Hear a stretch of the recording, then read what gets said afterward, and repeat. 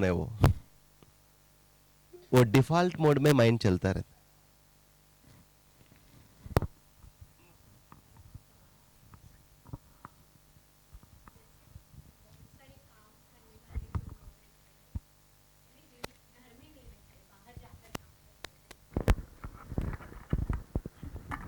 उदाहरण के लिए आप लोगों का ही अगर देखें तो you do some work and all this work is besides, यानी आप जो काम करते हैं उसकी, यानी आपका शेड्यूल बियॉन्ड 8 आवर्स जाता होगा पक्का, ऐसा मुझे लगता है, प्रिपरेशन और ट्रैवलिंग और ये सब।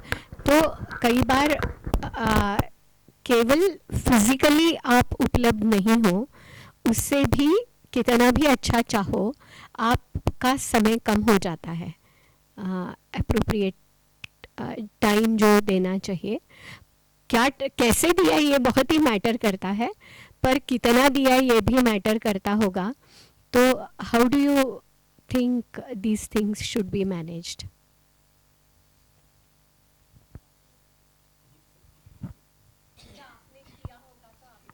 मेरे औपचारिक रूप से अभी कोई वैसी जिम्मेदारियां नहीं है तो काम की सोच के बताता हूँ, आप बताइए। इसमें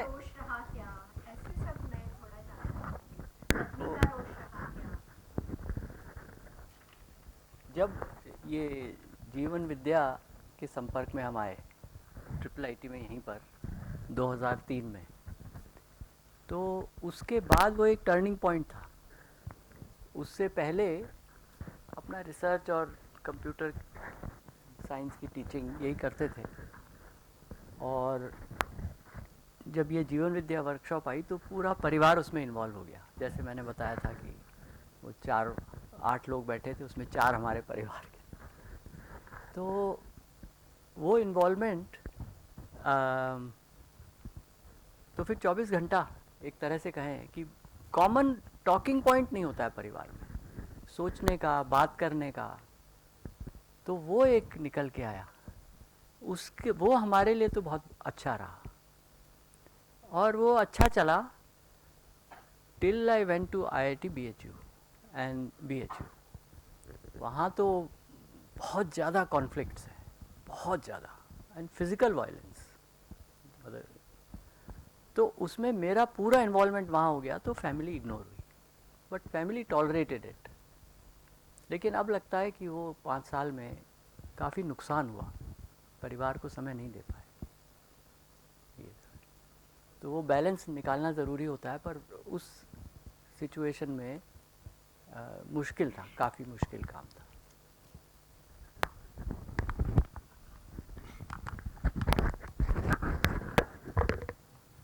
बहुत टफ सवाल है। So obviously वो to compare to any other job or parents, they pay some price, मतलब they get less time. So like choices है, like अभी कि कितना टाइम, जो भी टाइम है क्वालिटेटिवली ना कंप्लीटली उनके साथ समय बिताए। सो रिसेंटली 2-3 डिसीजंस लिया वही इसी वजह से कि जब भी वो no phone time, so morning 1 hour, evening 1 hour, मतलब उनके साथ है तो उनके साथ ही है, ये नहीं। सो ऐसा like figuring out the ways, to how family also like feel that like you are there for us. But generally इस तरह का काम में ना, अभी ये जो 8 घंटा बाहर बिता रहे हैं apart from your work life, वो फैमिली टाइम है ऑब्वियसली, और any other entertainment time. So generally they are paying the price, but how it can be like the present dialogue is that कैसा उसको बैलेंस करें। सो examples,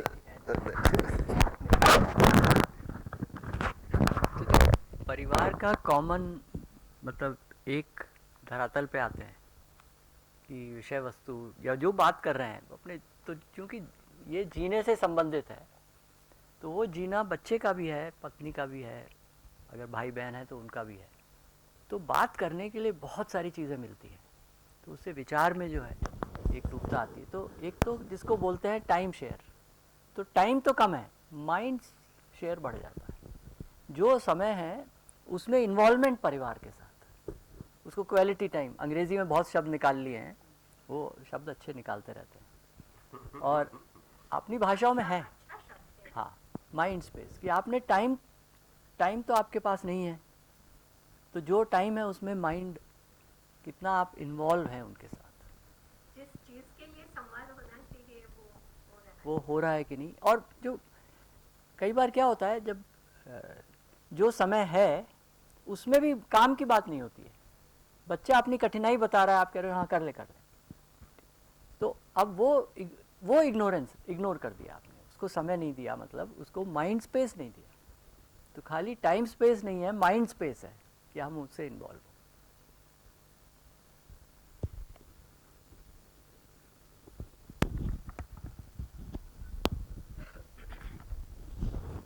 एक दो सवाल लेंगे और then we will go to the today topic.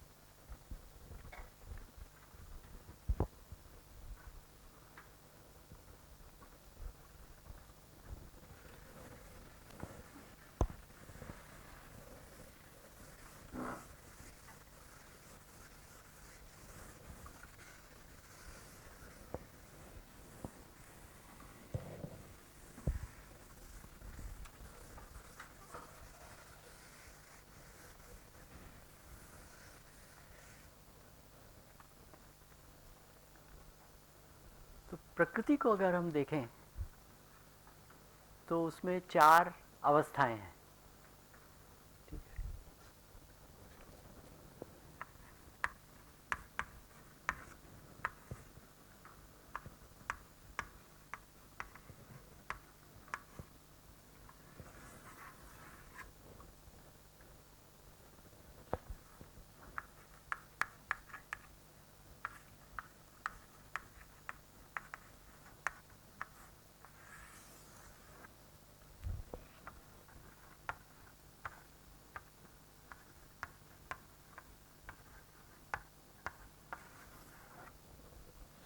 ठीक है, पहले 3 की बात करते हैं। तो पदार्थ अवस्था में क्या आएगा? लोहा, मिट्टी, पत्थर, ठीक, इसको फिजिक्स, केमिस्ट्री, ये सब जो है वो इसके बारे में, इससे डील करता है। प्राण अवस्था,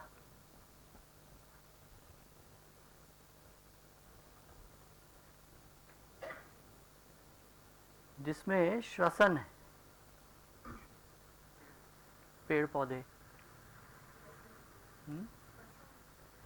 पशु का शरीर, मानव का शरीर, पर अभी पेड़ पौधों पे जाते हैं।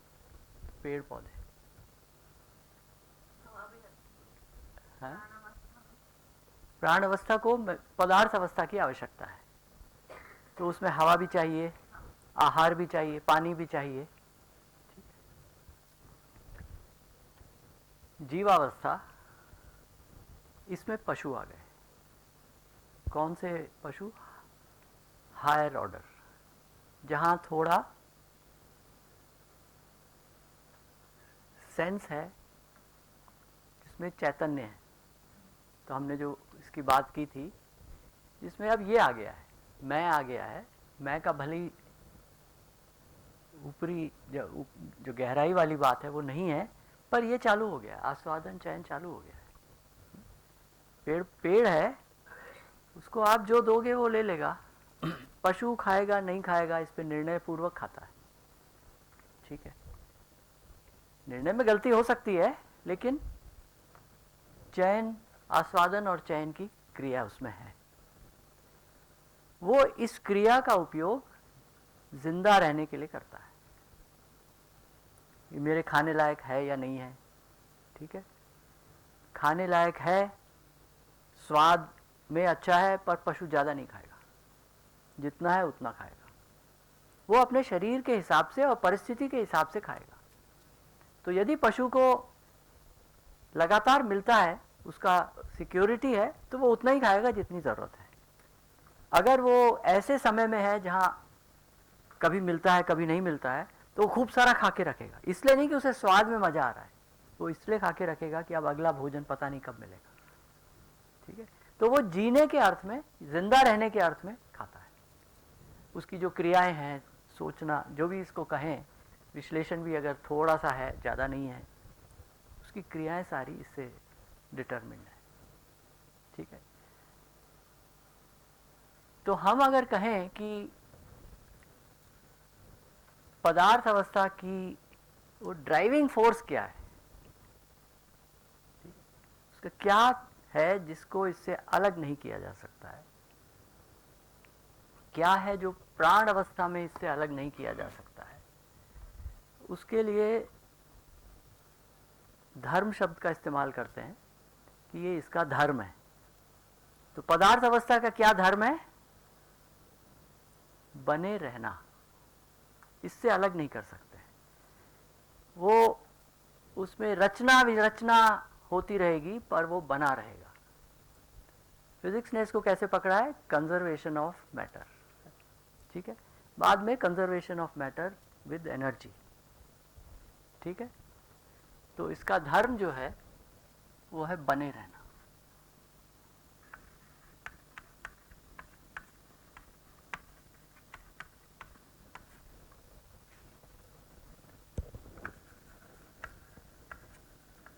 दर्शन में अगर आप जो इसके जानकार हैं, रूप गुण स्वभाव धर्म, किसी भी वस्तु के लिए हम ये सवाल पूछ सकते हैं कि उसका रूप क्या है, उसके गुण क्या हैं, उसका स्वभाव क्या है और उसका धर्म क्या है।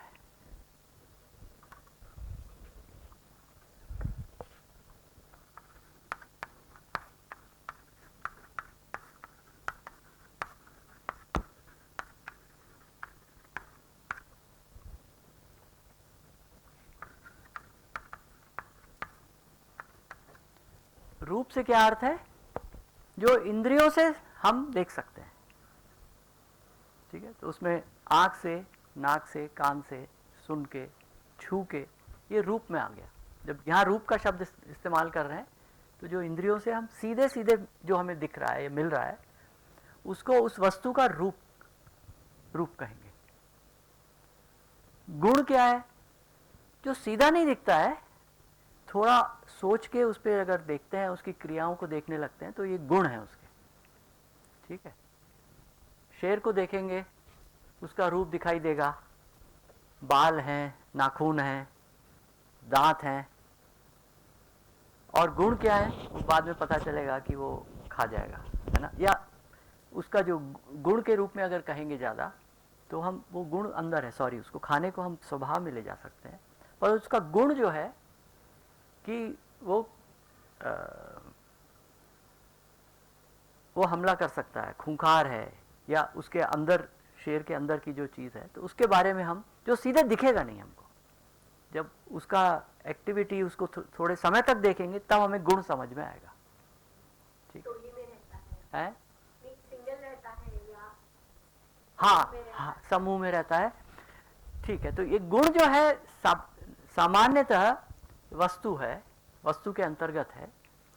स्वभाव जो है वो दूसरों से इंटरेक्शन है। तो वो टोली में रहता है, उसके लिए शायद स्वभाव पे जाना होगा, पर वह इस पे सोचना पड़ेगा कि वो वाला जो भाग है तो उसका दूसरे अवस्थाओं से, दूसरे वस्तुओं से क्या व्यवहार है, क्या उसका इंटरेक्शन है, ये स्वभाव में आएगा। और उसका ड्राइविंग फोर्स क्या है, वो धर्म में आएगा। तो उसका ड्राइविंग फोर्स है जिंदा रहना, ठीक है। उसके लिए वो कुछ भी करेगा, कुछ भी नहीं करेगा, कुछ निश्चित चीज़ें ही करेगा, जाके पत्ती नहीं खाएगा, ठीक है, मांस ही खाएगा, ये उसका धर्म है जिंदा रहने के लिए उसको। तो पदार्थ अवस्था में जितनी भी चीज़ें हैं, जितनी भी वस्तुएं हैं, उनका धर्म क्या है, बने रहना, ठीक है। और अगर पूछें कि उसका स्वभाव क्या है, रचना विरचना।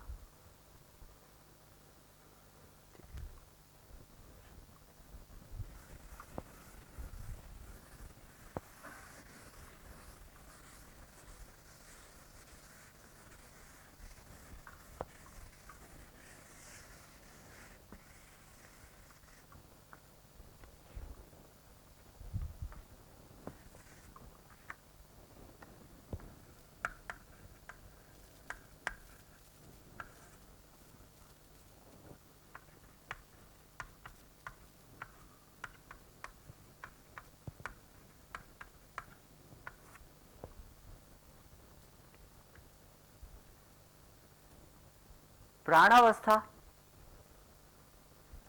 इसका धर्म क्या है? इसका धर्म है पुष्टि, बड़ा होगा, ठीक है।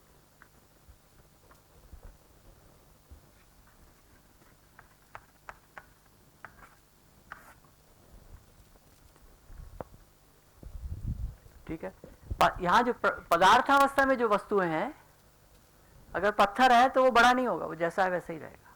रचना विरचना हो रही है उसमें, इतना ही है। पर प्राण अवस्था की जो भी इकाई है उसमें वो पुष्टि होगी, वो बढ़ेगा।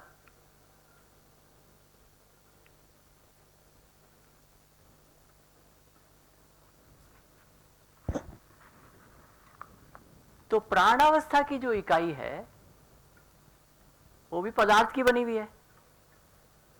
तो अगर कहेंगे तो उसमें दोनों चीज आ गई, बने रहना और पुष्टि, ठीक है। पर इसकी जो, इसका जो धर्म जो इसको अलग करता है दूसरी चीजों से, उसमें पुष्टि आएगी।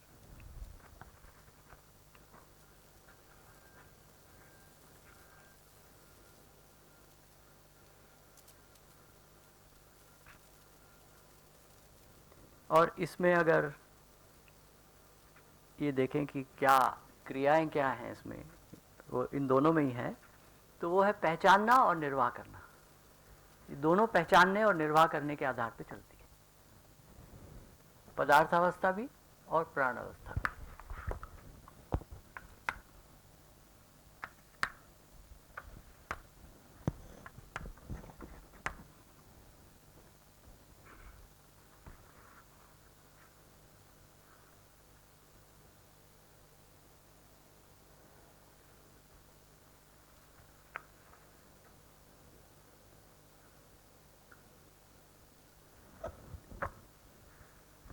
तो इसमें पोषण,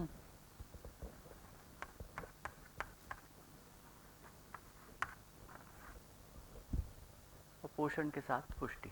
पोषण में ये अपनी चीज़ें लेगा, और बड़े रूप से अगर हम देखते हैं तो इसमें वही है, पहचानना और निर्वाह करना। अब आते हैं जीवावस्था पे।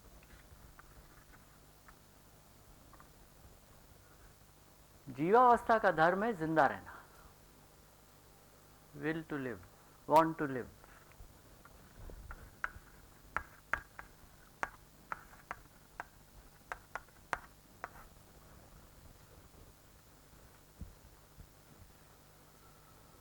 तो स्वभाव इसमें क्या आएगा?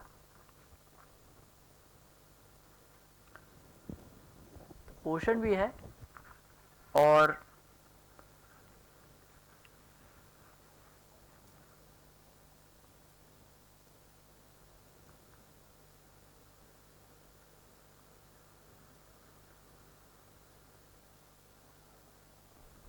अंग्रेजी में है यहाँ,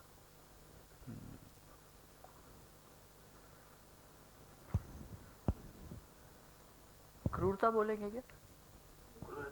स्वभाव, हाँ, तो क्रूरता, क्रूरता अक्रूरता दोनों चीज आ जाएगी।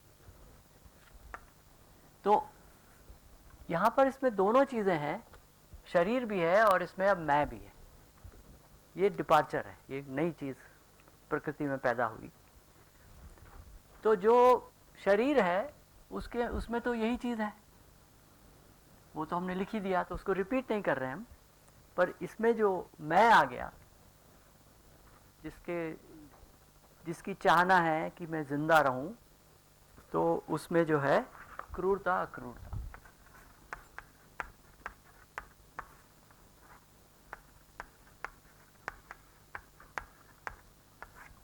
तो वो स्वभाव में है। तो हम पहचानेंगे कि शेर में क्रूरता है। शब्दों पे अगर नहीं जाए, शेर को नहीं पता है कि मैं क्रूर हूं या ये कर रहा हूं, लेकिन क्रूरता अक्रूरता, जो शाकाहारी पशु हैं जो, तो उनको अक्रूरता की, उनका स्वभाव है अक्रूरता। और उसमें गाय को बहुत ऊपर रखा गया है, क्योंकि उसके स्वभाव में वो ज़्यादा इवॉल्व है बाकी अन्य जानवरों से। तो ये धर्म और सब। अब आते हैं, तो ये जो तीन अवस्थाएं हैं और इसमें जो वस्तुएं, इकाइयां जो इसमें हैं, उनका धर्म और स्वभाव ये है, ये निश्चित है। मुख्य बात क्या है कि इनका जो स्वभाव है, और अगर रूप और गुण में भी जाएंगे तो इनका जो स्वभाव है वो निश्चित है। वो आप किसी भी कहीं भी चले जाइए, इसकी जो इकाई है वो वैसे ही मिलेगी। भोजन की आवश्यकता हुई तो ले रही है, अगर पशु है।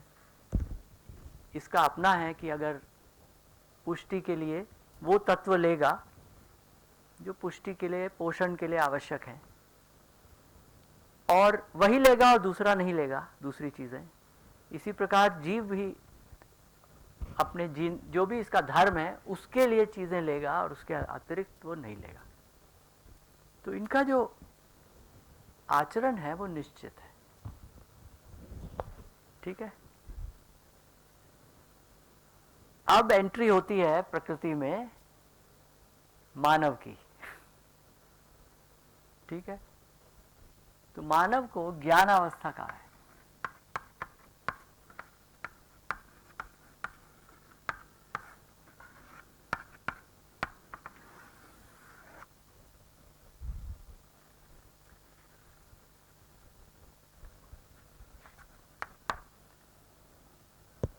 क्योंकि ये ज्ञान से संचालित है। ठीक है, तो इसलिए ज्ञान अवस्था का है। थॉट, जीव है वो इंस्टिंक्ट, इस प्रकार की चीज से अपना जो उसने पाई है उससे संचालित है। पेड़ भी अपने पहचानने, निर्वाह करने से संचालित है। ज्ञान अवस्था की इकाई ज्ञान से संचालित है। ठीक है। तो इसका धर्म क्या है? सुख से जिंदा रहना।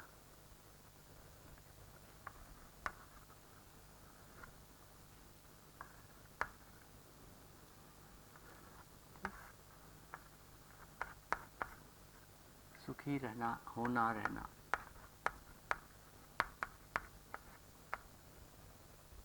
सुख से जिंदा रहना। जिंदा रहना यहां से आ गया, पुष्टि भी यहां से आ गई, बने रहना भी आ गया। ठीक है, ये तो इम्प्लाइड है। तो हम खाली नई चीज जो लिख रहे हैं, जो नई चीज इसमें है।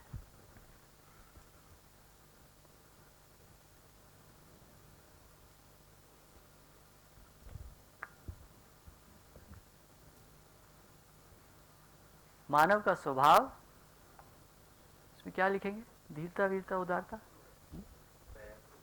दया, कृपा, करुणा।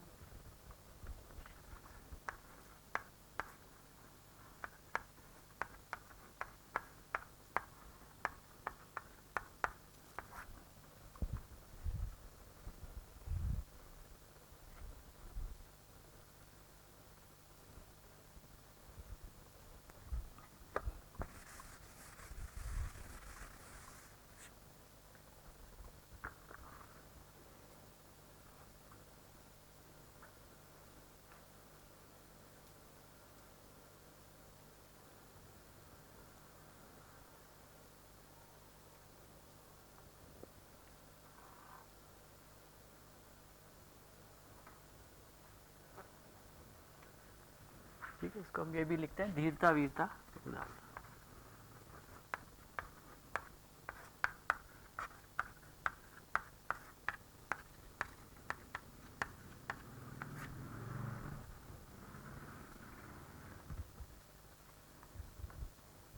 अगर हम देखें कि ये प्रकृति जो है इवॉल्व हो रही है,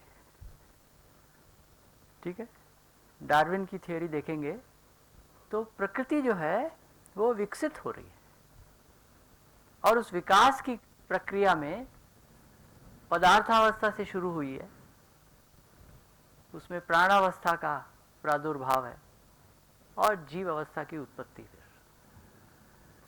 ठीक है। तो ये जो ट्रांजिशन है, और अल्टीमेटली मानव, तो इसको अगर हम भौतिक टर्म्स में देखेंगे तो यहाँ पर दो चीज़ें हैं, जड़ और चैतन्य। तो यहाँ पर जड़ है, यहाँ पर भी जड़ है, यहाँ पर जड़ प्लस चैतन्य,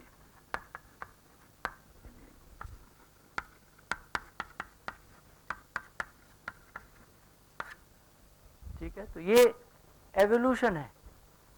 एक प्रश्न था कि अगर मानव इतना अच्छा है तो गड़बड़ें क्यों हो रही है? तो एक ये एवोल्यूशन की जो प्रोसेस है, तो एक एवोल्यूशन को पहचान लिया गया, तो डार्विन का हम कह सकते हैं, और उसके शब्दों को थोड़ा बदलना चाहेंगे, पर वो प्रोसेस ठीक है। वो खुद ने, उसने भी इस्तेमाल नहीं किया था, उसने सर्वाइवल ऑफ द फिटेस्ट जो है, ये बाद में लोगों ने उसको कहा, उसने वर्ड यूज़ किया था नेचुरल सिलेक्शन, ठीक है। चलिए, उस अगर उसकी फाइननेस, उस वाली बात पे नहीं जाते हैं, फाइननेस उसमें जो प्रचलन में जो चीज़ें आ गई और वो गलत हैं, तो नेचुरल सिलेक्शन वो है, उसका है, पर वो प्रोसेस जो है मोटी मोटी ठीक है। तो ये इवॉल्व हुआ है। तो किस चीज़ का एवोल्यूशन है ये? जड़ का। जड़ में ये इवॉल्व हुआ, तो पुष्टि आ गई, पोषण आ गया, ये और इवॉल्व हुआ, तो जो जड़ है उसमें पुष्टि और तो जड़ का एवोल्यूशन हो गया। और अगर देखें कि मानव शरीर की जब बात करेंगे तो मानव शरीर जड़ है, मैं और शरीर, और मैं जो है चैतन्य है। तो जो शरीर है उसमें मानव के केस में क्या चीज़ विशेष हुई है? मस्तिष्क, ब्रेन, ठीक है। वरना हम तो धीरे इतना तेज़ नहीं दौड़ सकते जितना जानवर, हमसे तेज़ दौड़ने वाले जानवर हैं, हमसे तेज़ देखने वाले जानवर हैं, तेज़ सुनने वाले जानवर हैं, ठीक है। तो ये जो एवोल्यूशन है, इसमें कुछ विशिष्टता, विशेष रूप से कुछ चीज़ें विकसित होती हैं, वो डार्विन से हम चाहें तो समझ सकते हैं। तो किसी की आंख तेज़ हो गई, किसी के कान तेज़ हो गए। मानव के केस में क्या है? ब्रेन का विकास, ये एक बहुत बड़ा डेवलपमेंट है।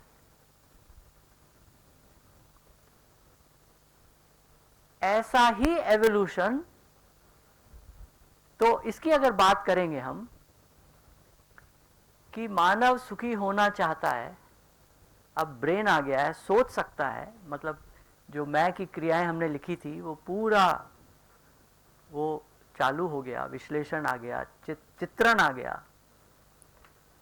तो अब जो है एक दिक्कत आ गई। दिक्कत ये आ गई कि जो आचरण बाकी इकाइयों का, बाकी अवस्थाओं का निश्चित आचरण है, मानव का निश्चित आचरण नहीं है। तो ये ऐसा क्यों हो गया? कैपेबिलिटी जल्दी आ गई, ज्ञान आया नहीं। तो ज्ञान अवस्था इसलिए कहते हैं कि ज्ञान की आवश्यकता है निश्चित आचरण के लिए। सुखी होने के लिए ज्ञान चाहिए।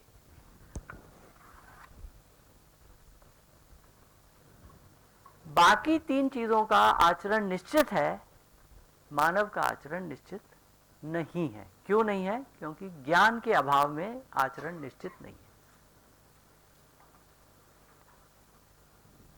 तो मानव में कल्पनाशीलता है, पशु में भी बहुत थोड़ी सी है।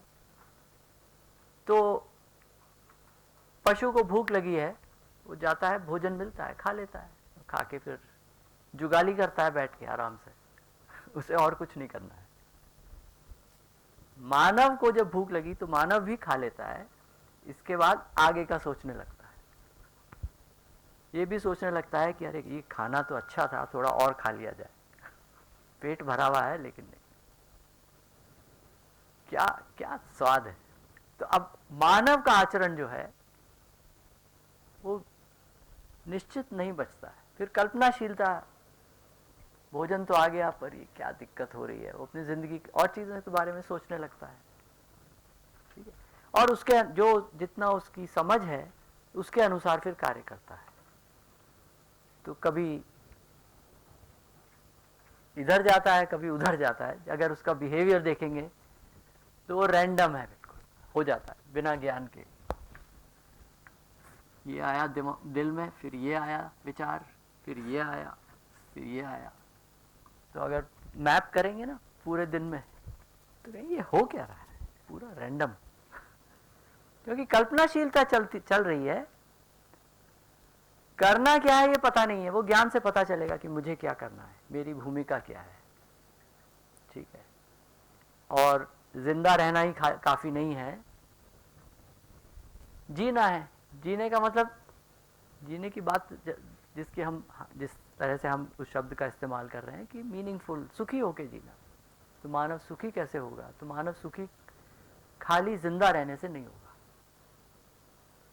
ठीक है, तो जो सर्वश्रेष्ठ रचना है उसमें जितना पोटेंशियल है चीजों को अच्छा करने का, उसमें उतना ही पोटेंशियल है चीजों को खत्म करने का। मतलब पृथ्वी को 4 बिलियन वर्ष लगे हैं, 400 करोड़ साल, और मानव आया है 50,000 साल बोल दें, और लेकिन जब इस प्रकार से रहना शुरू हुआ तो 10,000 साल, 20,000 साल, इतना ही है।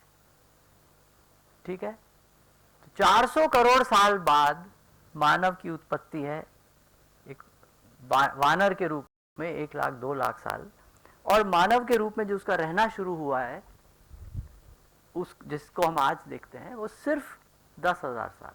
तो कहाँ 400 करोड़ साल और 10,000 साल, और 10,000 साल वो रहा, और आखिरी 250 साल में पृथ्वी को खत्म कर दिया। 400 करोड़ साल में जो चीज बनी है उसको 250 साल में अब वहां पहुंच गए, खत्म। ठीक है, खाली इतना ही बचेगा या थोड़ा ये बचेगा, बाकी सब खत्म। तो अनिश्चितता के कारण मानव का जो पोटेंशियल है वो क्या है, और उसका हम उसको समझ ही नहीं पा रहे। तो अगर हम, तो इसके लिए क्या चाहिए? ज्ञान चाहिए।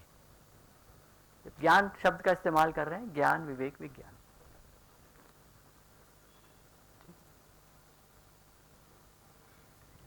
ये भी कहना आवश्यक है कि ये चारों चीजें ये सह अस्तित्व में है।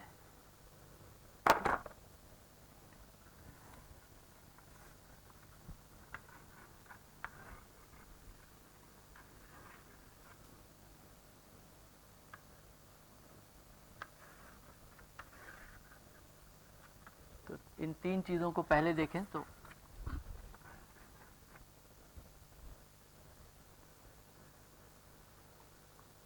जिसको साइकिल कहते हैं, या मैं उसको आवर्तनशील शब्द ज़्यादा प्रेफर करता हूँ। साइकिल में वो चीज़ नहीं पता चलती है, आवर्तनशीलता है, खाली चक्रीय नहीं है। आवर्तनशीलता का मतलब है कि निरंतर उसका विकास, उसमें और आगे बढ़ना, और अच्छा होना, और पुष्टि होना। तो ये जो सह अस्तित्व है, ये दोनों के लिए लाभप्रद है। पदार्थ अवस्था है, फिर प्राण अवस्था आ गई, उधर जीव आ गए, तो जो प्राण अवस्था है, तो जीव आया, उसने प्राण अवस्था के पत्ते खा लिए, तो उससे प्राण अवस्था का संवर्धन हुआ कि वो खत्म हो गई?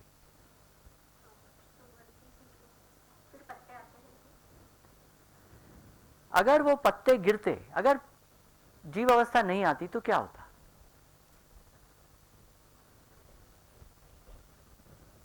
ठीक है, और ये तो है ही, ऑक्सीजन ले रहे हैं, मिट्टी है, पानी है, तो प्राण अवस्था के पत्ते नीचे गिरते, नीचे गिरते धरती में जब जाते 6 महीना लगता, जब उसकी खाद बन जाती और वो प्राण अवस्था की पुष्टि करती। तो ये पुष्टि में सहायक समय कितना लगा? 6 महीना लगा। पशु आ गया तो क्या हुआ? उसने पत्ते खा लिए, अगले दिन जो है उसने गोबर कर दिया, ठीक है, 20 दिन में, 25 दिन में वो खाद तैयार है, ठीक है। तो जिसमें 6 महीना लगता वो काम तेजी से हो गया,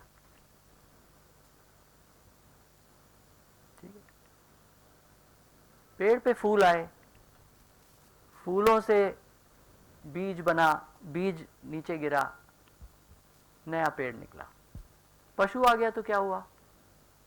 या मधुमक्खी, कीट जगत आ गया तो क्या हुआ? उन्होंने उसको सहायता करी, फूल जो है उसके पॉलिनेशन में, और यही नहीं, बीज को फैलाने में। तो बीज जो गिरा वो वहां धीरे धीरे जाता, प्रकृति ने कुछ नया आविष्कार किया, नया इजाद किया, नया पेड़ आ गया, एक नई प्रजाति आ गई। अब क्या? बहुत धीरे धीरे फैलेगी। पशु आ गया तो क्या है?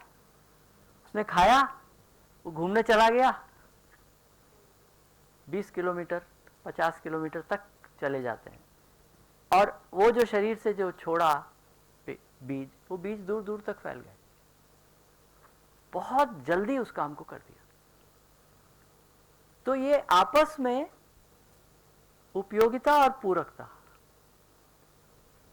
तो जीव के लिए पदार्थावस्था और प्राण अवस्था उपयोगी है, उसके बिना तो वो जिंदा ही नहीं रह सकता है, लेकिन जीव उनके लिए पूरक है। पूरकता अर्थ वो और फैल जाए, ठीक है, और यही चीज प्राण अवस्था के लिए हम कह सकते हैं। मानव का अगर देखें इसका संभावना, इसकी असीम संभावना है। टेक्नोलॉजी ये सब सोच के क्या क्या कर सकता है, लेकिन मानव उल्टी दिशा में चल पड़ा, क्योंकि ज्ञान है नहीं। सुखी होने की जर्नी में, सुखी होने के प्रयास में उसे नहीं पता कि मैं क्या करूं, और उल्टे काम होने लगे। तो ज्ञान अवस्था की इकाई यहां से लिया, क्या दिया? प्रजातियों को मार दिया। प्राण अवस्था, जंगल काट दिए। यहां से क्या लिया?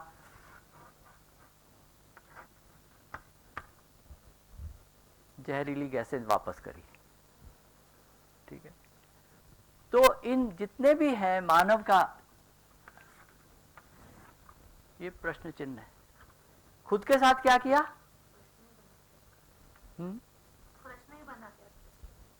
हाँ हाँ हाँ, प्रश्न मतलब मैं आपके लिए बोल रहा हूँ प्रश्न है, पर आज तो सब कह रहे हैं कि इसने नुकसान किया। हाँ वही।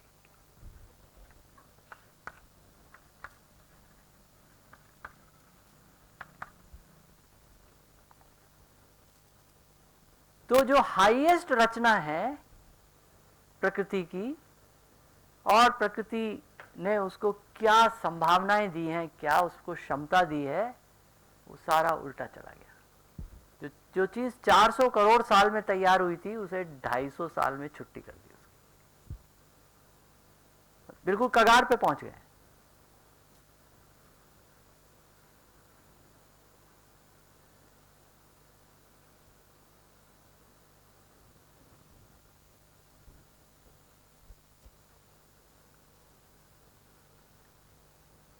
तो अज्ञानवश अब क्या होगा? सुखी भी नहीं हो रहा है, दुखी होगा।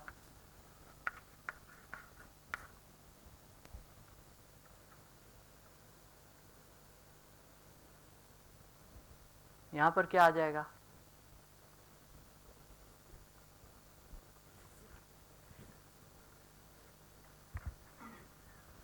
क्या बोलेंगे इसको? बहुत दिन हो गए इस पे बात करे हुए।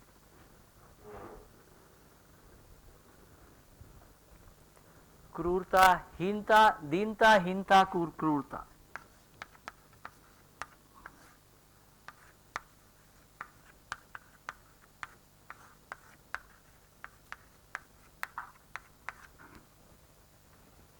साम दाम दंड भेद, दीनता, हीनता, क्रूरता।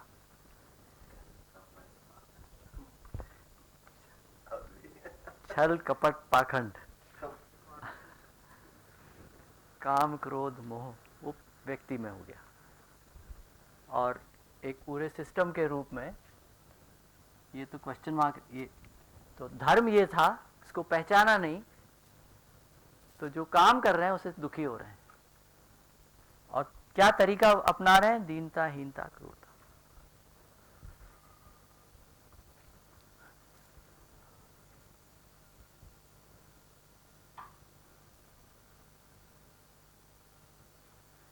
कहते हैं कि स्वभाव है ज्ञान अवस्था का, तो हम लोग कह रहे हैं कि ये स्वभाव ये सच्चे था, पर अभी हमने उसको बदल दिया है। ज्ञान के अभाव में तो भय और प्रलोभन इससे संचालित होने लगे, और भय और प्रलोभन में हम सुखी नहीं हो सकते। तो हमें यह समझ में नहीं आया। तो यहां पर तो ये हम पूरी अवस्था की बात कर रहे हैं। अगर एक इंडिविजुअल की बात करेंगे, एक इकाई की बात करेंगे, तो उसमें भय और प्रलोभन,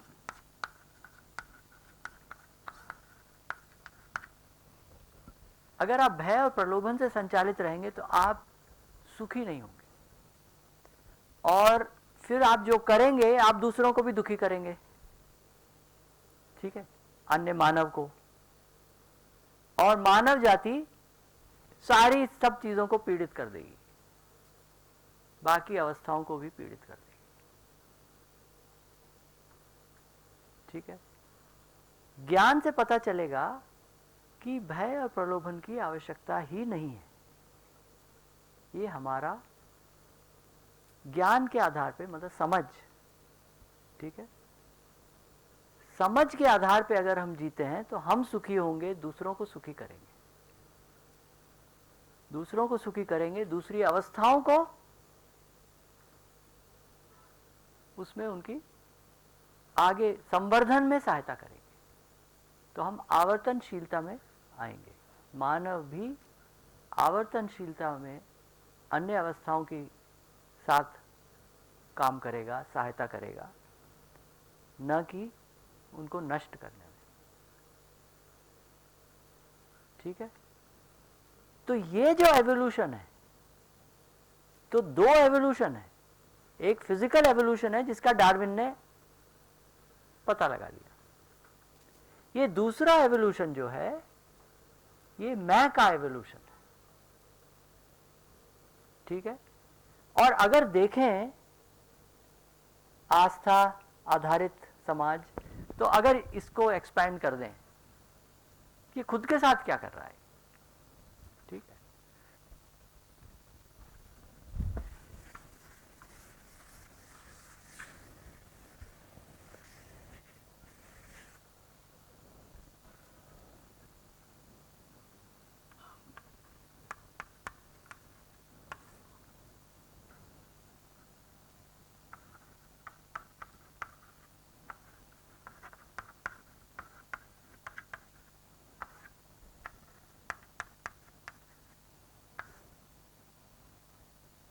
यहाँ मानव समाज लिख सकते हैं, पर इसको अगर थोड़ा सा अलग कर दें तो लोकल समाज और फिर वृहद समाज। हाँ, समुदाय का कई बार अर्थ होता है नैरो सेंस में होता है, तो वो ग्रुप बाजी ना हो, समुदाय में दोनों अर्थ हो जाते हैं। अच्छा, हाँ, सांप्रदायिक धर्म के आधार पे हो गया, पर समुदाय वैसे वही है, तो ग्राम लिख सकते हैं, मानव का स्थानीय समाज और वृहद समाज।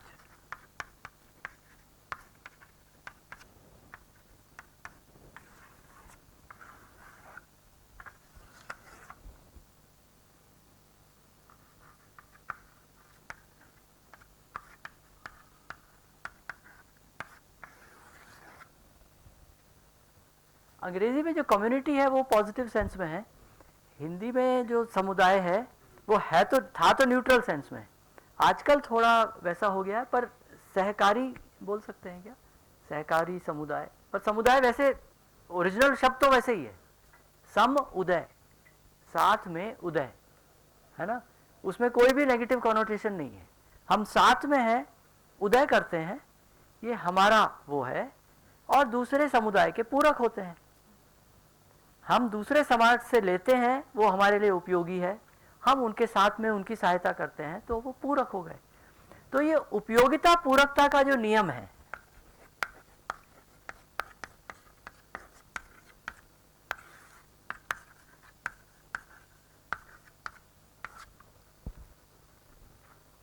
इसमें हम शामिल हो जाते हैं। तो जो स्थानीय समाज है वो या बड़ा समाज, उसके लिए ये उपयोगी है, बेसिक जो चीज़ें हैं वो बना रहा है, वो अपने लिए भी बना रहा है और इधर देता है, ठीक है, और ये जो है इसका पूरक है, ठीक है। तो ये उपयोगिता पूरकता का जो संबंध है, जो प्रकृति में है, तीनों अवस्थाओं में है, मानव में जब आए और जब हम इसको खोल के देखा तो हम उपयोगी चीजें ले रहे हैं और देने में पूरक नहीं है, उसको नष्ट कर रहे हैं। तो ये उपयोगिता, ये पूरकता, पूरकता में प्रश्न चिन्ह लग गया, ठीक है, यही सब हो रहा है।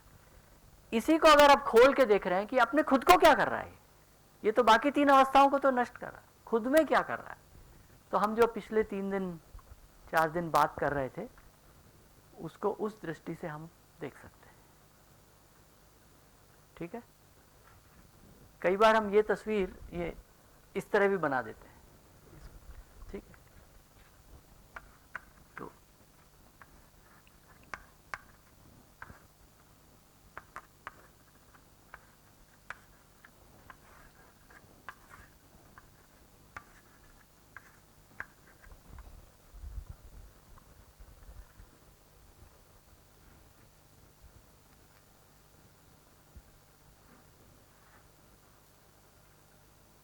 तो यहाँ पर जो है प्रश्न चिन्ह लगे हैं, इसका मतलब ये क्या है, उपयोगी और पूरक। मानव परिवार में उपयोगी है, परिवार मानव के लिए पूरक है, व्यक्ति के लिए, मानव मतलब व्यक्ति। समाज के लिए परिवार उपयोगी है और समाज जो है परिवार के लिए पूरक है, ठीक है, इस तरह से देख सकते हैं। पर यहाँ पे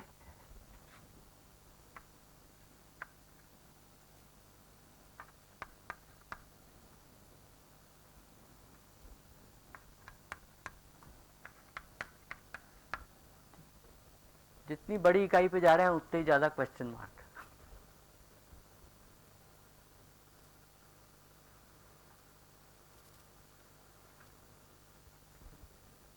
तो इसको जो है अगर यहाँ बनाते तो ये 4 और इसका एक्सपेंशन हो रहा, ठीक है।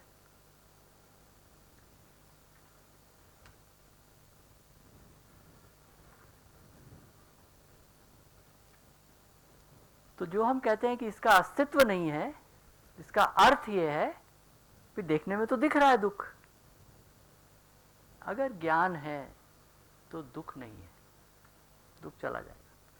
क्यों? क्योंकि हमारी समझ के आधार पे हम चलेंगे, हम उपयोगिता के अनुसार चीज़ें लेंगे और पूरकता के अनुसार अपनी जिम्मेदारी का वहन करेंगे। तो उपयोगिता पूरकता समाज में, परिवार में और पूरे विश्व में, ब्रह्मांड में।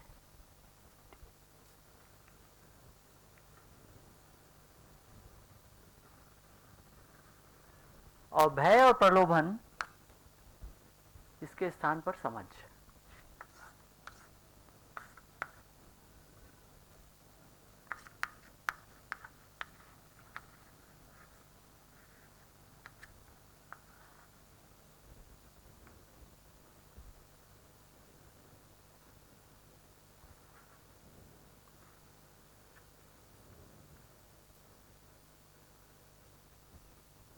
कोई प्रश्न?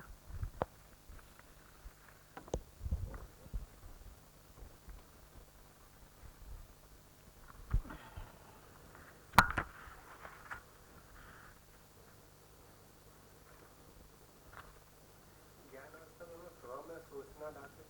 क्या चीज? ज्ञान अवस्था के जो स्वभाव है उसको हम लोग सोचना। हाँ हाँ, तो ज्ञान का मतलब है ज्ञान, विवेक, विज्ञान। और क्रियाएं अगर मैंने लिखी नहीं तो ये जो जड़ जितनी है उनकी क्रियाएं हैं पहचानना, निर्वाह करना। जहाँ पे चैतन्य आ गया वहाँ मानने के आधार पे पहचानना, निर्वाह करना होगा। तो जानना, मानना, तो जानना मानना जहाँ आ गया वो पूरी मैं की क्रियाएं सब आ गई, पूरा जुड़ गया।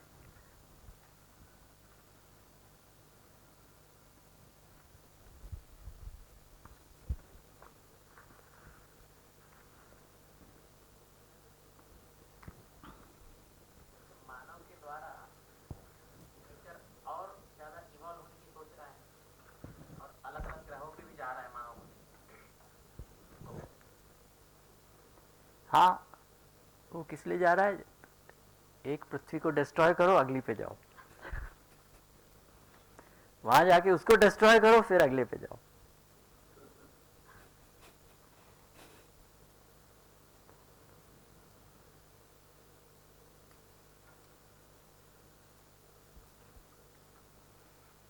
तो उस दिशा में चला गया।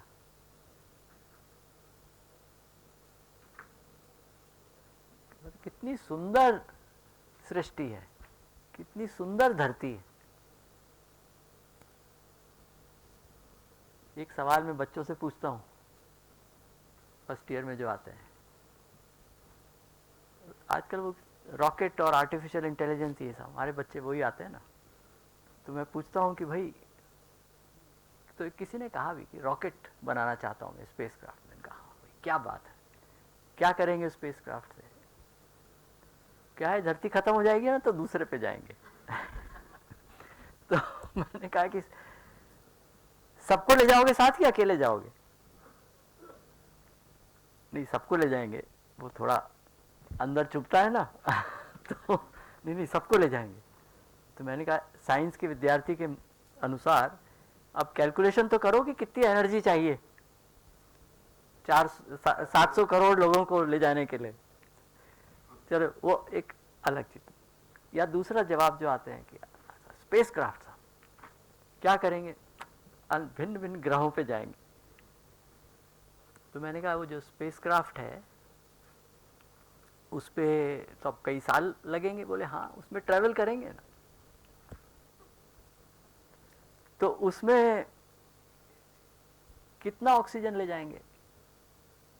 वो सोच में पड़ गया। फिर इतना ऑक्सीजन तो नहीं ले जा सकते, 10 आदमी 100 आदमी जा रहे हैं तो कितना ऑक्सीजन चाहिए? तो वो ऑक्सीजन है लेकिन वो रिसाइकिल होगा, है ना? बोले हाँ। भोजन भोजन के साथ भी यही करना पड़ेगा, कितना भोजन ले जाएंगे, तो वो रिसाइकल हो गया। और बोले कि, तो मैंने पूछा कि अब आप स्पेस क्राफ्ट में जा रहे हैं और अब स्पेस क्राफ्ट है, सारे रोबोट्स भी आ गए हैं उसमें, सब खाना खा रहे हैं, कुछ गिर गया तो वो तो सड़ जाएगा, तो रोबोट आएगा जो सफाई करेगा। वो आया, गिरे हुए खाने को ले गया रोबोट। और मैंने कहा बंद कमरे में रहेंगे, ये स्पेस क्राफ्ट में तो बंद रहेगा, देखेंगे कैसे साहब खिड़की में, खाली खिड़की। बोले नहीं साहब नहीं, वो एक सा है बड़ा सा कांच होगा, वहां जाके बैठ जाओ। ठीक है, तो बाहर का सितारा मंडल सब जो चाहे देखो, क्या चीज है। फिर मैंने उनसे एक सवाल पूछा, इस स्पेस क्राफ्ट में तो आप बैठे हो,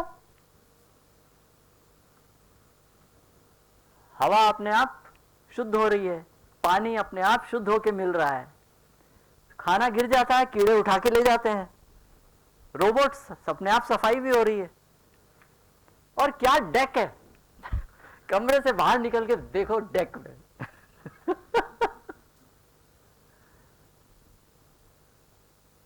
सूरज, चांद, नजारा, पहाड़, पानी, समुद्र, क्या क्या स्पेस क्राफ्ट है। तो हमें पता ही नहीं कि हम स्पेस क्राफ्ट में बैठे हुए हैं। जो बना रहे हैं और जिस स्पेस क्राफ्ट में बैठे हैं, वो सोचा ही नहीं है कि क्या स्पेस क्राफ्ट में बैठे हैं हम पहले से।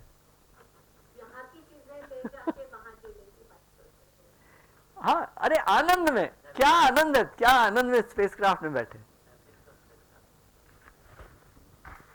वो एक कहानी है ना कि एक किसान जो है वो ऑक्सफोर्ड के प्रोफेसर के पास जाके गया। जब प्रोफेसर सर, ये व्हाट इज प्रोज, अंग्रेजी में शब्द है ना प्रोज। प्रोज का मतलब जो आप बोल रहे हो, पोएट्री का मतलब कविता। तो प्रोफेसर ने उससे कहा जो आप बोल रहे हो वो प्रोज है। वो बहुत खुश हो गया, वो मुझे पता ही नहीं था कि मैं प्रोज बोलता हूं। मुझे पता ही नहीं था मैं स्पेस क्राफ्ट में बैठा हुआ हूं।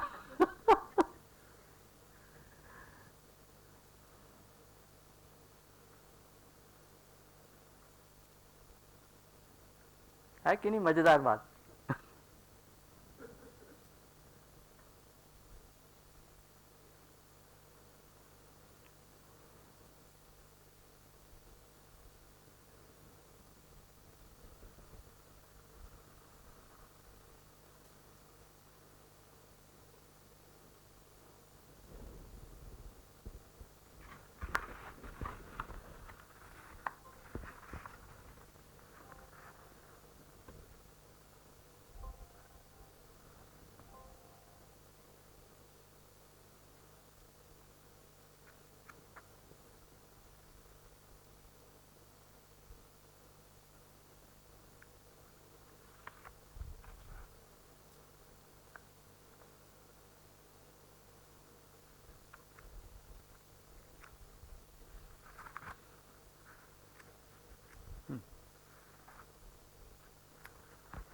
देखा था कुछ छूट तो नहीं गया, मोटी मोटी बात चली गई। कौन सा? अरे वो बड़ा नेगेटिव नहीं है वो। अच्छा, मैन में वही ना जो कूड़े के ढेर पे बैठे, जो विकास की बात हो रही है, इतनी बात होती है। अगर बड़ी दृष्टि से देखेंगे तो हमको यहां पहुंचना है, ठीक है।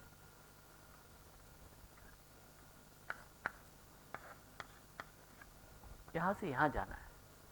जब हम यहां जाते हैं तो हम सुखी हो जाते हैं, जब यहां रहते हैं तो दुखी होते हैं। क्यों होते हैं? क्योंकि हमारा जो बेसिक डिजाइन है ना वो इसके लिए है।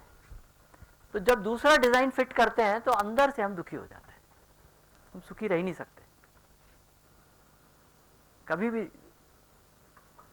बहुत पैसे कमा लिए, ये सब किया, वो सब किया, पर लगता है करा क्या। बाद में कभी अगर विचार आता है ना, आत्मा को बहुत ढक के रखना पड़ता है। कहीं आत्मा कुछ बोल दे और सुनाई न दे हमें तो वही अच्छा है। तो आत्मा को ढक के रखते हैं बिल्कुल, और बीच बीच में तो दिख ही जाता है ना। तो ये जो चीज है, अगर हम विकास बोलें तो विकास का अर्थ है हम यहां से यहां जाएं, ठीक है, डेवलपमेंट, ह्यूमन डेवलपमेंट, दुखी से सुखी। तो उस दृष्टि से वो जो बात कही गई थी, आस्था, राजतंत्र मतलब धर्म, मतलब संप्रदाय, संप्रदाय से फिर राजतंत्र, राजतंत्र से व्यापार और लोकतंत्र,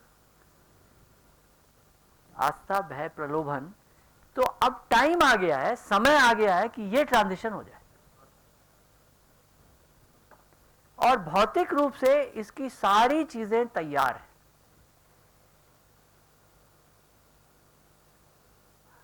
हमारी जो जनसंख्या है उससे हम ज्यादा प्रोड्यूस कर सकते हैं, कर रहे हैं। जो कम्युनिकेशन के साधन आ गए हैं, टेलीकम्युनिकेशन के, वो उसमें फोन, टीवी, मोबाइल, हम जुड़ सकते हैं, एक बड़ा समाज बना सकते हैं, विश्व समाज बना सकते हैं।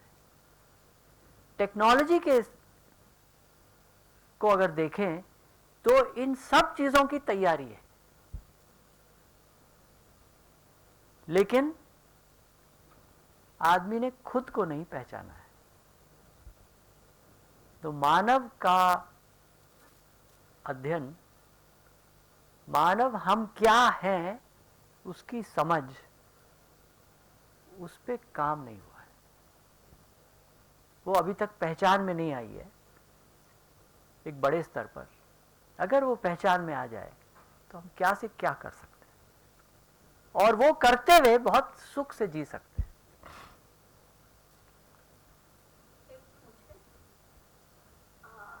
ये निरंतर जाने की जो बातें हम कर रहे हैं और कर रहे हैं, बहुत सारे लोग, बच्चे भी उस इमेजिनेशन में खो गए। बच्चों से जब बात करते हैं तो बच्चे भी उस इमेजिनेशन में खोए हैं, फिल्में भी ऐसी बन रही हैं। तो मुझे ये जानना है कि ये पूरी प्रक्रिया में हम इस इंस्टीट्यूट में बैठे हैं, एआई का प्रयोजन सकारात्मक क्या हो सकता है? अब बहुत स्पेसिफिक हो जाएगा तो नहीं, पर है क्या, ये मुझे जानना है। डिटेल्स में नहीं दीजिए। जैसे आपने एक स्टेटमेंट कहा अभी कि हमारे पास अभी जो टेक्नोलॉजी है वो हमें विश्व मानव बनाने के यानी वैश्विकता लाने में मदद रूप होने वाली है, समृद्धि लाने में मदद करेगी, अगर सही ढंग से हम मानवपन क्या है ये समझ सके। तो हम इस दिशा में जो टेक्नोलॉजी के जा रहे हैं, क्या उसका कोई सकारात्मक इसमें ये रोल हो सकता है? इतना ही मैं जानना चाहती हूँ। उस तरह जो होता है काम की चीज है कि नहीं है? शेव करते हैं और भी अन्य काम कर सकते हैं उस तरह से। और बंदर के हाथ में उस तरह देंगे तो क्या होगा? खुद का गला काटेगा, दूसरे का काटेगा। तो एआई एक टूल है।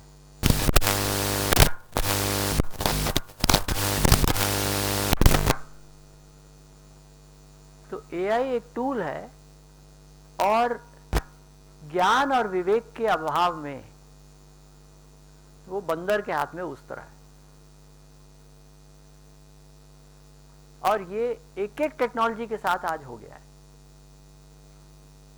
उसके जो लाभ बताने से पहले, इसीलिए मैं लाभ की बात नहीं कर रहा हूं, विवेक के बिना हम लाभ नहीं प्राप्त करेंगे, हम हानि प्राप्त करेंगे। और इस पे तो अब चिंता हो गई, बड़े स्तर पर चिंता हो गई।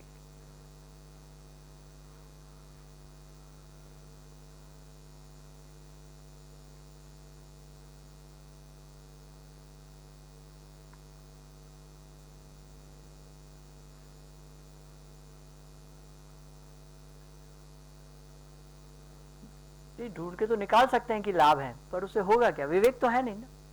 जितना लाभ होगा उससे ज्यादा नुकसान है। मैं खुद उस पर काम करता हूँ, ट्रांसलेशन पे काम करता हूँ।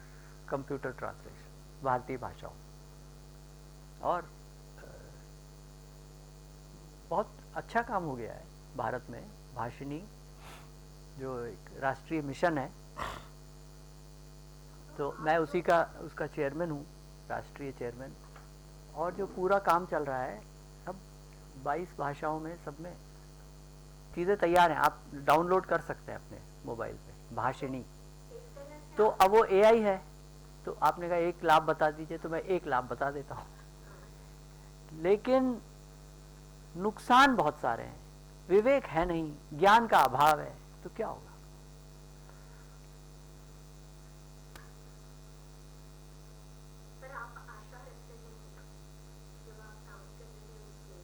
हाँ, अभी रेस लगी हुई है, अभी आशा है, रेस है कि हम अपने आप को पहले खत्म कर देंगे या तर जाएंगे। तर तो जाना है, लेकिन अगर उसे हो सकता है उससे पहले हम खत्म कर लें मानव जाति अपने आप को।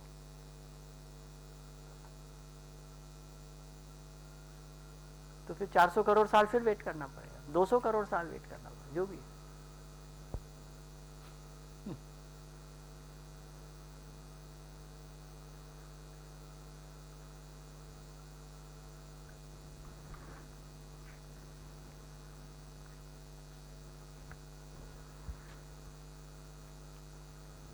गांधी जी ने कहा था शिक्षा के लिए, तो कमी कहाँ हो रही है, ये क्यों नहीं हो पा रहा है? शिक्षा व्यवस्था ने, शिक्षा संस्कार ने अपना भूमिका नहीं पहचानी है। और शिक्षा कहाँ पहुंच गई है? उसका काम है रोजी रोटी के लिए तैयार करना, बस।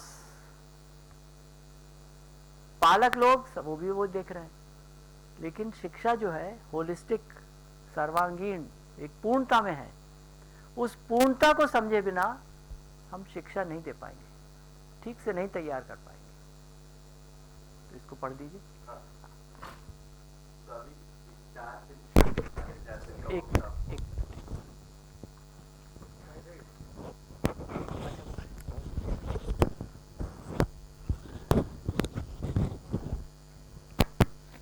अभी हम एक एक लाइन पढ़ेंगे।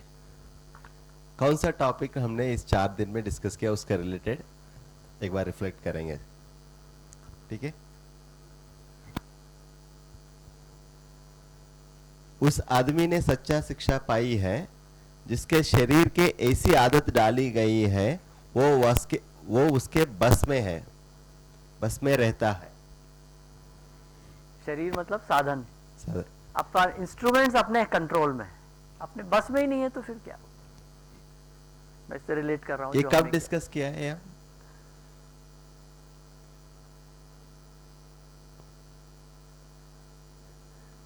मैं और शरीर डिस्कस किया ना। अभी मैं के बस में शरीर है कि नहीं? कौन किसका बात सुन रहे? मैं का बात शरीर, शरीर का बात मैं।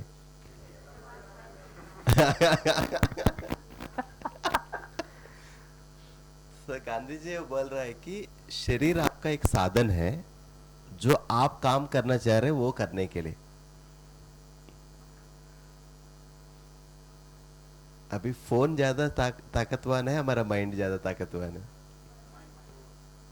कौन किसको कंट्रोल करे?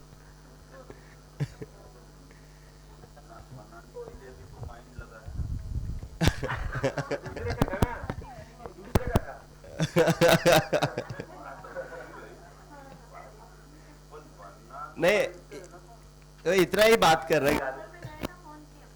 नहीं, देखिए गांधी जी हमको सिलेबस दे रहे हैं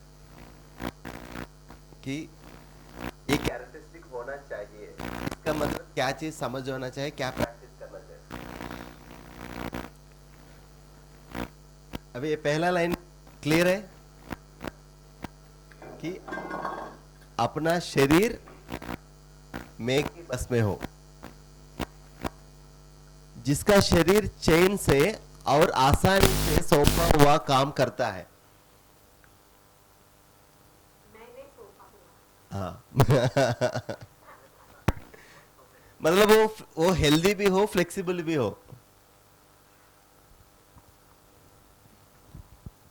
एनी इंस्ट्रूमेंट वो ठीक सा कंडीशन में होना चाहिए ना, यूज करना है तो, कोई भी साधन है तो। उस आदमी ने सच्चा शिक्षा पाई है जिसका बुद्धि शुद्ध, शांति और न्यायदर्शी हो। मतलब क्या है? बुद्धि शुद्ध, शांति और न्यायदर्शी हो। कब डिस्कस किया है सर? पहला दिन से। दृष्टि दृष्टि की बात कल की है। प्रिय, हित, लाभ, न्याय, धर्म, सत्य। तो न्याय, धर्म, सत्य, गांधी जी इसी की बात। मन शांति हो, दृष्टि न्याय का हो। पहला 2 दिन मन के बारे में बात किया, वो गुरु मूल्य और वाला सुख शांति वो, और जो तीसरा दिन संबंध में न्याय दृष्टि हो, दूसरे आदमी के साथ और न्यायदर्शी हो। उसने सच्चा शिक्षा पाई है जिसका मन कुदरत की कानूनों से बरा है और जिसकी इंद्रिय उनके बस में है। सो इंद्रिय वाला तो वापस फिर आ रहे, बट जिसका मन कुदरतों की कानून से भरा है। क्या क्या है कुदरतों का कानून जी का? प्लीज कौन सा? कुछ तो दिखा रहे आप। हाँ, कि ये अस्तित्व है, सहअस्तित्व रूप में है।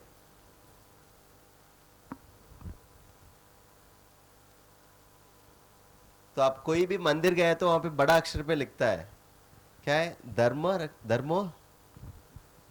धर्मो रक्षति रक्षितः। उसका मतलब क्या है? यही बोल रहे हैं। ये जो लॉ है सर ने अभी दिखाया, जब ये तीनों के बीच में संबंध, इसी को धर्म कह रहे हैं। आप इसको टेक केयर किया तो वो आपको टेक केयर करेगा। बस यही मतलब है। ये जो सब ये अस्तित्व को ही कह रहे हो। आदमी के बीच में तो न्याय कहा, कुदरत में है तो वो उसको धर्म कहा है।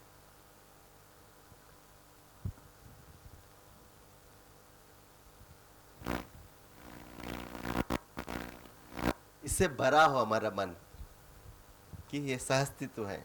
जब भी मैं दूसरा आदमी के साथ बिहेव कर रहा हूं, नहीं तो नेचर के साथ बिहेव कर रहा हूं।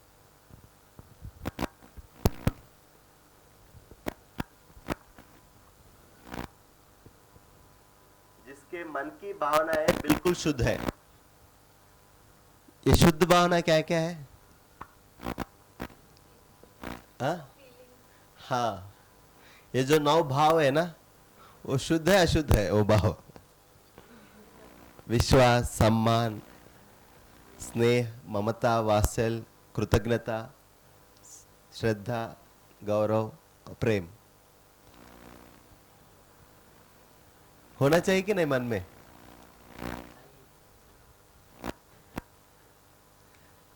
जिनके मन की भावनाएं बिल्कुल शुद्ध है, जिससे नीच कामों से नफरत है और दूसरों को अपने जैसा मानता है।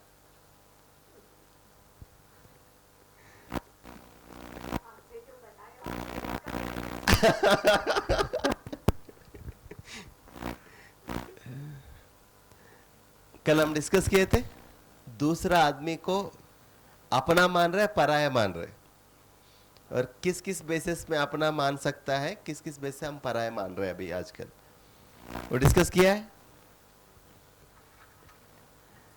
ऐसा आदमी ही सच्ची शिक्षित माना जाएगा, क्योंकि वह कुदरत के कानून के मुताबिक चलता है। कुदरत उसका अच्छा उपयोग करेगी और वह कुदरत का अच्छा उपयोग करेगा। हाँ, वही जो अभी सर ने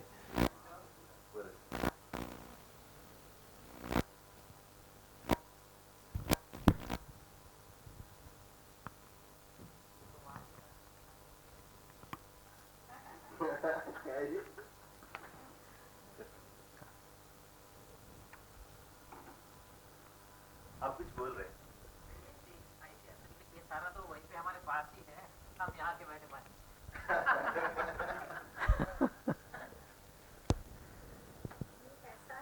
वो है ना एल्केमिस्ट, अनफोल्ड करना पड़ता है। एल्केमिस्ट खजाने पे बैठे हैं पता ही नहीं खजाना है स्पेस क्राफ्ट में बैठे हैं पता ही नहीं हम स्पेस क्राफ्ट में बैठे हैं। तो ऐसा है ना कि कोई अच्छी चीज देखने के लिए उसे दूर जाना पड़ता है, तब वो दूर से दिखता है कि हम लोग कहाँ हैं। ये पर्वत के बारे में कहा है खलील जिब्रान, जितना दूर से देखोगे तो वो ठीक से दिखाई पड़ेगा, उस पर चढ़ते रहे तो दिखता नहीं है कैसा। और शिक्षा इसी को सुगम करती है कि वो दृष्टि देख पाए। तो ये जो पूरा है इसका मध्यस्थ दर्शन नाम है, मतलब हम कृतज्ञता के रूप में बताना चाहिए। तो ए नागराज जी हैं जिन्होंने मतलब साधना की, 20 साल साधना के बाद वो इस पे पहुँचे और जिस दिन भारत का संविधान उसकी लिखा गया, फाइनल हुआ, और वो कर्नाटक के गांव में रहते थे, वेदमूर्ति परिवार से थे। उसको पढ़ के उन्होंने कहा हम इसमें एक लाइन भी नहीं दे पाए। हमारी परंपरा, ये नहीं कि कॉन्स्टिट्यूशन खराब है, पर इसमें हम कुछ भी नहीं दे पाए। पूरा जो है जिस भी उससे लिखा गया है, तो ये वेस्ट की सोच से लिखा गया है, अच्छी चीज़ है, मैं ये नहीं कह रहा हूँ खराब है, पर इसमें पूर्णता की दृष्टि में एक लाइन भी हम नहीं दे पाए। तो ये किसकी कमी है? ये ट्रेडिशन की कमी है। तो उस समय घटनाएं और हुई और उन्होंने अपना घर छोड़ दिया और उनकी पत्नी ने कहा कि नहीं मैं साथ ही जाऊंगी। तो वो मध्य प्रदेश अमरकंटक में आ गए और वहाँ पे 20 साल 25 साल साधना की। 20 साल बाद तो साधना में सब उनको ये चीज़ें समझ में आई। पूरा दर्शन जो है ना, कितना मतलब एक एक चीज़ जुड़ी हुई है, कनेक्टेड है एक एक चीज़। तो उनको ये मिला, तो फिर उन्होंने कहा ये मेरे लिए है या सबके लिए है? तो बोला सबके लिए है। उत्तर उनके अंदर यही आया। तो अच्छा नहीं, उससे पहले उन्होंने कहा मैं इसको वेरीफाई करूं, देखो इसमें कहीं कोई कमी तो नहीं है। तो 2 साल लगे, 20 साल लगे थे मिलने में, 2-3 साल लगे उसको वेरीफाई करने में, सब सोच के मनन करके सब। फिर उन्होंने कहा कि ये मेरे लिए है या सबके लिए है? तो ये सबके लिए है। तो उन्होंने लोगों को बताना शुरू किया, किसी को समझ ही नहीं आया। यही पता लगा लोगों की, अमरकंटक में एक बाबा जी रहते हैं, गृहस्थ हैं, पत्नी है, बच्चे हैं, और वो कुछ बताते रहते हैं। अच्छे आदमी है, जाके सुन लो और चले आओ, समझ तो कुछ आता नहीं है ना। अस्तित्व उस वहाँ से वो शुरू करते थे। हमने कहाँ से शुरू किया? हमने मैं से शुरू किया। वो अस्तित्व से शुरू करते थे। तो लोगों ने कहा देखो जो 2-3 लोगों को जो थोड़ा समझ में आया, तो उन्होंने कहा कि बाबा जी इस पे आप लिखिए इसको। तो उन्होंने इसको लिखना शुरू किया। उधर आईआईटी दिल्ली में एक न्यूक्लियर साइंस के प्रोफेसर थे, संतोष सत्या जी। वो कुछ खोज में थे कि कैसे हम एक अच्छा समाज बना सकते हैं। अच्छा, वो आध्यात्मिक दृष्टि से खोज में थे। तो उनको किसी ने बताया कि आप, वो तो हर गर्मियों की छुट्टियों में वो जाते थे, बाकी तो आईआईटी में क्लास चल रही है, गर्मियों में 2 महीना 3 महीना वो चले जाते थे। उनके परिवार को उनसे शिकायत रहती थी कि बाकी सब लोग तो घूमने जाते हैं, आप पता नहीं कहाँ चले जाते हैं, और आप जहाँ जाते हैं हमें पता है और हम मान नहीं जा रहे, हम तो किसी आश्रम में। तो वो इसी खोज में थे। तो इस दौरान वो वहाँ पहुँचे और उनको ये बात समझ में आई। उन्होंने इसका एक वर्कशॉप के रूप में इसका डिज़ाइन किया, और उस वर्कशॉप में उन्होंने उल्टा कर दिया। अस्तित्व के बदले मैं से शुरू किया। हमने मैं से शुरू किया था ना। तो वो शिविर फिर चल निकला। तो आईआईटी दिल्ली में वहाँ से ये शुरू हुआ। इसमें और भी कई और फैकल्टी भी उसमें आए। एक इलेक्टिव कोर्स भी डिज़ाइन हुआ जो बच्चों को पढ़ाया जाता था। उससे उस समय 90s, तो ये बात जो है अब 90 तक पहुंच गई है। 92-93 के करीब कई स्टूडेंट्स जो अंडर ग्रेजुएट थे उनका इसमें तीव्रता बढ़ गई उनको समझने की। तो वो आज 25 साल बाद वो स्टूडेंट्स भी अब उम्र के हैं 50-55 जो भी है, उनको वो सब इसमें लगे हुए हैं कि कैसे इसको प्रस्तुत किया जाए, अच्छे से इसको किया जाए वो सब। और मैं यहाँ पर IIIT में था, मुझे तो इसका पता भी नहीं था कुछ भी, पर यहाँ जो मैं कठिनाइयाँ देख रहा था छात्रों के साथ, तो उसमें कैसे उनको समझाया जाए। मेरा मानना यही था कि समझाने से ही काम होगा, दंड से नहीं।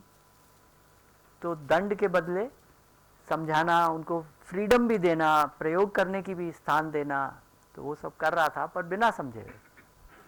तो 2003 में ये एक शिविर हुआ यहाँ पर, जिसमें वो 5 लोग, 6 लोग, 8 लोग बैठे कुल। तो उसके दौरान फिर मुझे समझ में आया कि इसको जो है, वो जो शिविर है सत्या जी का डिज़ाइन किया हुआ, इसको एक कोर्स के रूप में हम प्रस्तुत कर सकते हैं। तो इसके लिए फिर एक सेमेस्टर का कोर्स बना। 2005 से वो लागू हुआ IIIT में कंपलसरी कोर्स की तरह। तो पहली बार जो है देश में कंपलसरी कोर्स की तरह लागू हुआ। और उसके अगले 3, 4, 5 साल इसमें बहुत सारे प्रयोग हुए। इस टॉपिक को यहाँ रखा जाए, ऐसे किया जाए, वैसे किया जाए। और जो स्टूडेंट्स के सामने रखते हैं तो चीज़ एक ही है, लेकिन उसकी प्रस्तुति थोड़ी अलग कर देते हैं, क्योंकि उनके ज़िंदगी से जुड़ी हुए जो मुद्दे हैं वो पहले उन पे बात होती है। तो इसके बाद फिर वो मैंने बताया था कि फिर यूपी के इंजीनियरिंग कॉलेजेस में पहुंचा, आंध्र प्रदेश और तेलंगाना उस टाइम एक ही थे, उनके कॉलेजेस में पहुंचा, पंजाब के इंजीनियरिंग कॉलेजेस में पहुंचा। तो ये घटनाक्रम रहा। और फिर मेरा जाना IIT BHU हुआ 2013 में, और वहाँ पर इसका स्टूडेंट इंडक्शन प्रोग्राम, तो पहले 3 सप्ताह छात्रों के साथ इस पे चर्चा, कोई क्लास नहीं होगी। ये काफ़ी उस सेंस में बोल्ड था, जो नॉर्मली कोई सोच नहीं सकता है कि सारे बच्चे आ गए हैं और क्लास नहीं हो रही है 3 हफ्ते तक। वो कर क्या रहे हैं? वो सुबह से शाम तक बिजी हैं। तो उसमें बहुत सारी एक्टिविटीज़ थी, रखी गई थी। और उसका जो कोर था, उसकी जो आत्मा थी ना वो थी कि छात्र 20 बच्चे और अध्यापक, इनका ग्रुप बना के रोज 1.5 घंटा 2 घंटा चर्चा। किन टॉपिक्स पे? वो टॉपिक्स यही थे, पर इनको एक इंजीनियरिंग में किस तरह से प्रस्तुत किया जाए, तो वो किया। तो वो IIT BHU में किया, और वो फिर AICT ने ले लिया और उसका फैलाव हो गया। इसके बाद कोरोना आ गया और उसकी तो टीचर्स की तैयारी। तो जितना अध्यापक अपनी ज़िंदगी में उतार पाएंगे इसको, उतना ही कर पाएंगे, उतना ही हम दे पाएंगे। हम वही दे सकते हैं जो हम समझते हैं। और बच्चा जो है हमारे आचरण से सीखता है। तो इसमें जो करने वाली चीज़ है कि हमारे आचरण में आ जाए, इसके कुछ बिंदु हमारे, तो उसकी जो पहली स्थली होती है वो परिवार ही होता है। मैं, स्वयं, और स्वयं के बाद परिवार। तो उस रूप से स्कूली शिक्षा में ये कैसे आ जाए और सारे आयामों को लेके आ जाए, और ऐसे स्कूल में आ जाए, विद्यालय में, जहाँ सभी तरह के बच्चे आते हैं। ये एक बहुत बड़ा काम है। तो आप लोग जिस रास्ते पे निकले हैं, ये आपके स्वयं के लिए और विद्यालय के लिए ही नहीं है।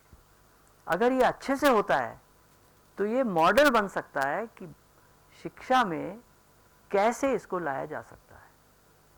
ऐसे विद्यालय जिसमें इंक्लूसिव है, जिसमें सब तरह के बच्चे आते हैं, जिसमें सब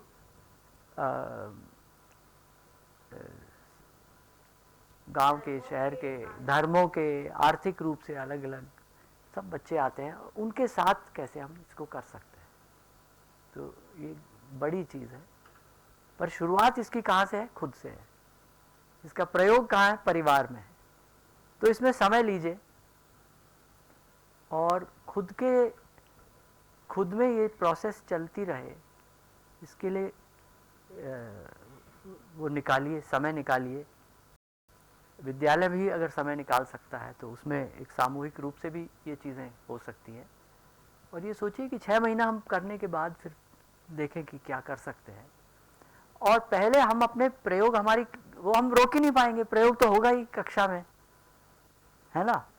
तो ये चीज़ ही ऐसी है, तो वो स्वतः ही होगा और उसमें हड़बड़ी नहीं करें, आसानी से, आराम से, धीरे धीरे चलें। तो ये जो है मुझे इतना ही कहना था।